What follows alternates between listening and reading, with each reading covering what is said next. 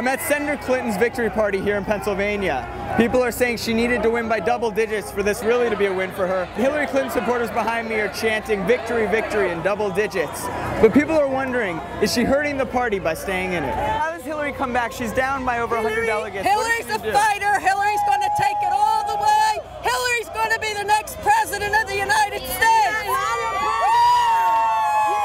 I don't really think it's a question of what she needs to do to come back. I think it's a question of her being the best candidate.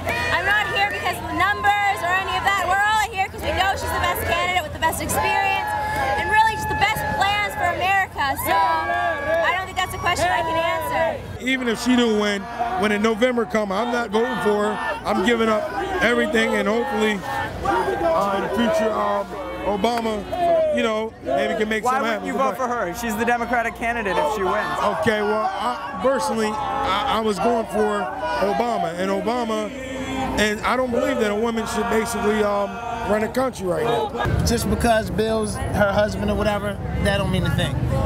Hillary can't go over to Iraq and talk some sense into the Muslims and say, look, stop throwing bombs over. What do they believe in? Women ain't running this country. Right. I would have been thrilled if she had a bigger win today, but the fact is that there are more states and territories to come. That's what the democratic process is.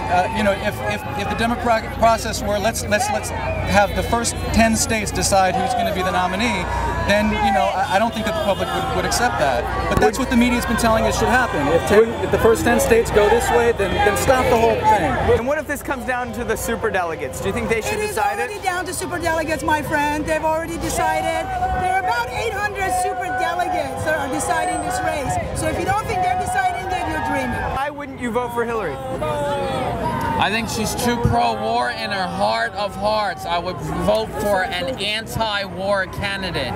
She is closer to John McCain than to Obama. To me, Obama does not need to win Pennsylvania. Anything less than 10 to 15% is a big win. Imagine he had nothing here. The kind of people we Americans admire is a little guy who had nothing. That's what America's spirit, not somebody who has used her husband's resources or somebody who has a rich wife like McCain. Obama, remember, he had nothing. Nothing. But now, if he can close the gap by 10%, he's a true American hero. No matter who wins this nomination, he's going to win it only by 51, and the other person that's losing it is going to lose by 49%. Now, the Democratic Party has to figure out what it's going to do with the 49% Obama people who are losing. That's the question. What are we going to do with the 49% of Obama people who have lost and they're not the nominee? Somehow, we have to think about bringing people together. And at this point, I don't know what we're going to do because it does not look good. And I'll tell you one thing. From what I've seen from Senator Obama's campaign, I will not vote for Senator Obama. After 20 years of voting Democratic all my adult life, I will not vote for Obama. I don't care if Hillary tells me to. What has happened that this has gotten so divisive? I was standing over there on the other side of the street, on that corner over there, having a civil conversation with Obama supporters who were cheering rowdily for Obama, but this is America, they're allowed to do that. I was having a conversation with one guy when another guy came up and pointed to my Hillary Clinton button and said, if she wins, I'm going to vote for her in November. And I was about to say the same thing back to him, that I would vote for Obama in November to get a Democrat in the White House.